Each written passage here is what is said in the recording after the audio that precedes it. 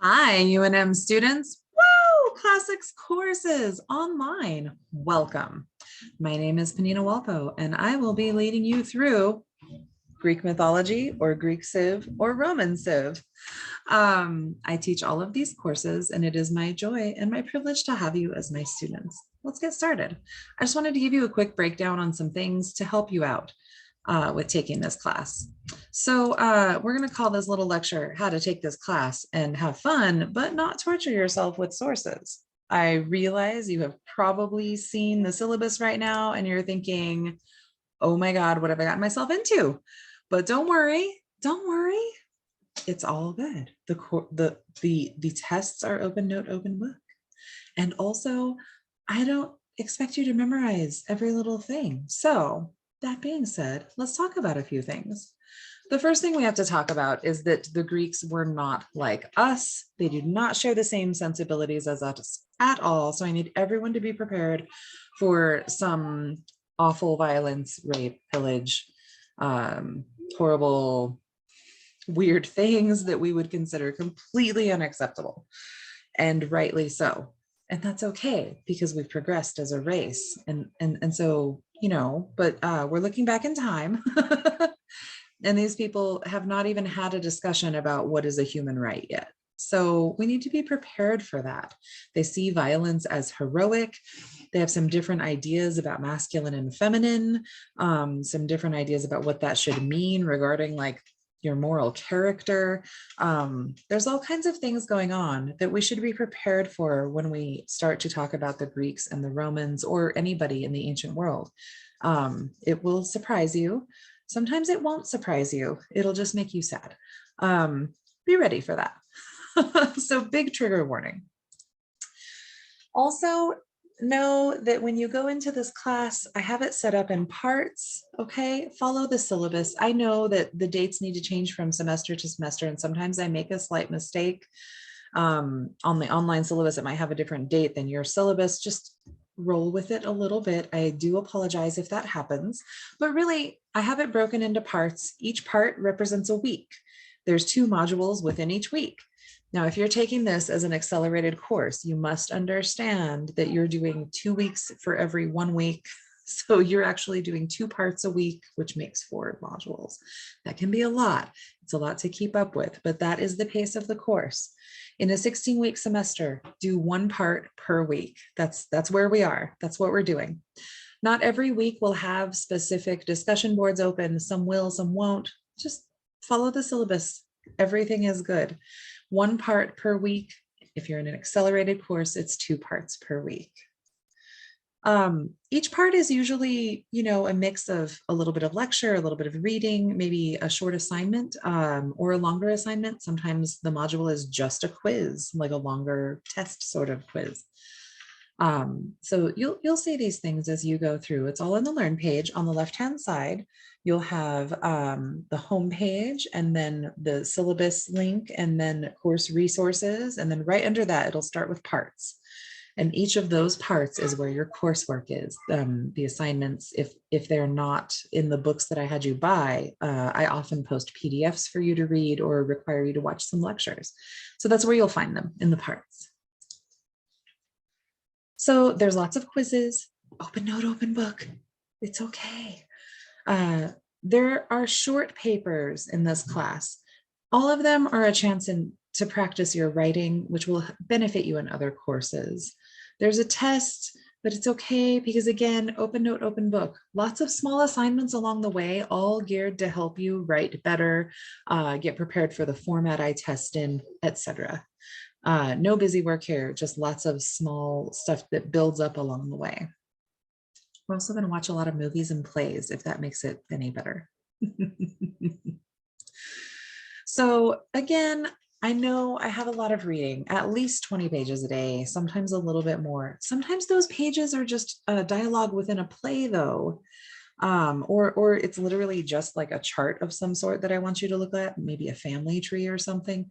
So not every page is like dense text. And when it is, it's usually less than 20 pages. I try not to overload, right? So I'm not a jerk, I promise.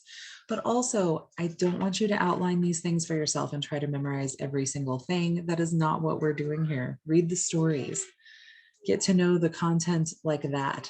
Okay. Keep notes on where stuff is. You don't need to have the details memorized. I promise I'm not going to ask you like what Zeus's third cousin's sister's brother's nephew's name was. I'm not going to test you on that kind of minutia. That's not what's going on. Okay.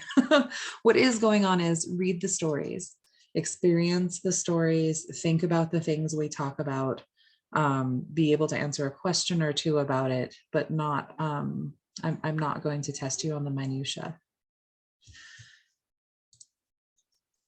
So while you're reading, there's going to be a lot of weird names, a lot of weird, hard to pronounce names. The best thing to remember for both Greek and Roman names or words or anything that shows up is, first of all, pronounce every letter. Ancient people didn't do anything just to waste it. There are no silent letters. If they're going to carve it into stone, because remember, that's how their writing started, probably, right? Carving into stone in the ancient world. If you're going to carve it into stone, there's no silent E's. Okay. There's no weird S's that drop off. None of that. Pronounce every letter. And C is hard like K. So C is always K because S does the S job. Okay, so S is always S. Key, I almost said key.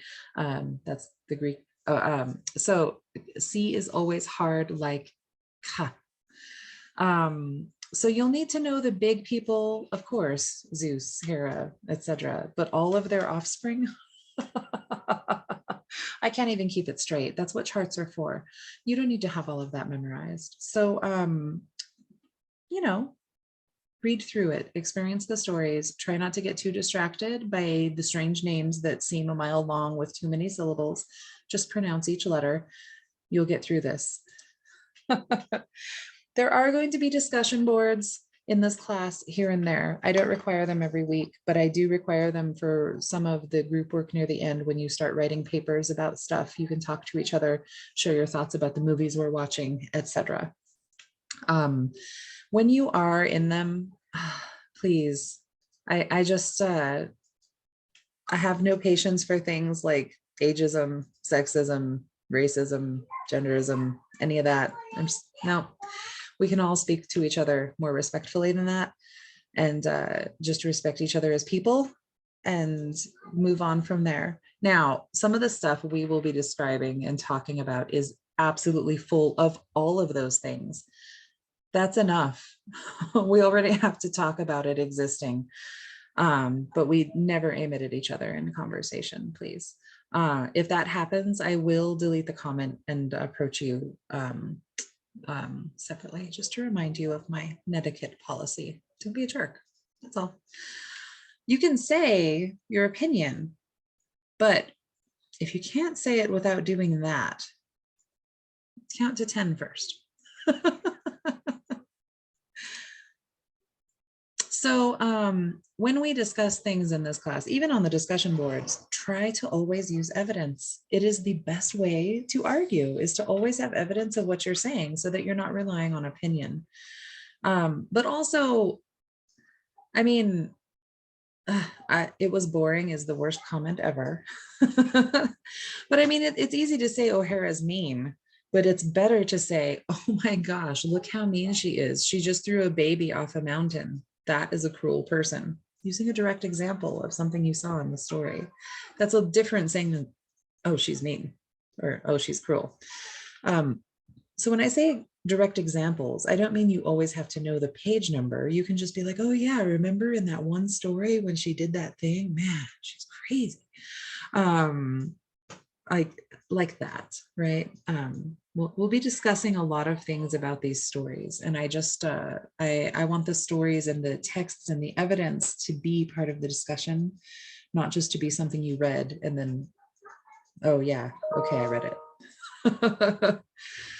Since I'm not testing you on the minutia, try to pick up the big picture so we can discuss it. Finally, I am going to ask you to learn a few formats for this class, one of them being this perfect paragraph format. I include the rubric under the course resources tab, which I will show you in a moment. And this is a great rubric, this is a great format for a good paragraph, and this can be used as a study tool in numerous classes. I used this in my bio courses, which I rocked. I use this in my chem courses, which I rocked. I'm just letting you know this is a great way to make a flashcard if you can include this information also. So this format also useful in other places, not just for classics courses.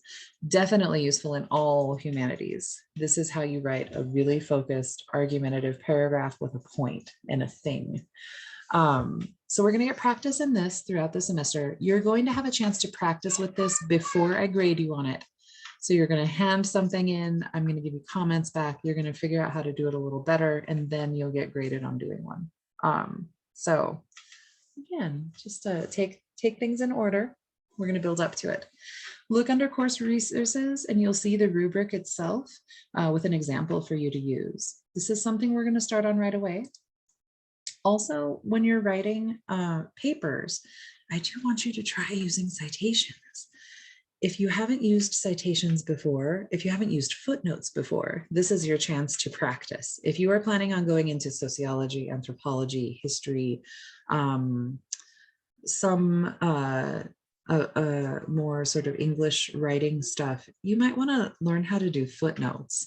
This is something I needed to learn how to do very quickly somewhere in maybe it was my sophomore or junior year, but I had never done them before. It was just kind of thrown at me very suddenly. This is your chance to practice because I'll help you do them right, and I won't count it against your grade if you're doing them wrong, as long as you're trying to do them. So throughout this course, try using footnotes. If you haven't done it before, I also include this in the instructions under course resources. There will be a tutorial about using footnotes. So try it, learn how to do it along the way. It'll be good for you. Okay, so to our course page, big face. When you're in our course page, just to point out some things, I keep saying it's under course resources. That is right here. Do you see that lovely course resources tab? If you click on that, you get all kinds of stuff. This is where your instructions will be for the short papers. This is the identification rubric right here, some tips on avoiding plagiarism, etc. The other thing over here that you see is the syllabus and schedule link. If you go right there, see it takes you to right here. You can always find your syllabus right there, right there. Thank you very, very much. I look forward to interacting with you in the class. And also we will be meeting each other via Zoom like this or in person. I am on campus. You are welcome to come to my on-campus office hours if you're on campus. And if you're not in Los Alamos, I also live in Albuquerque and could meet you there if that is where you're at. Any other place, Zoom is best and always available. If you need me, let me know. And thank you so much. I look forward to seeing you.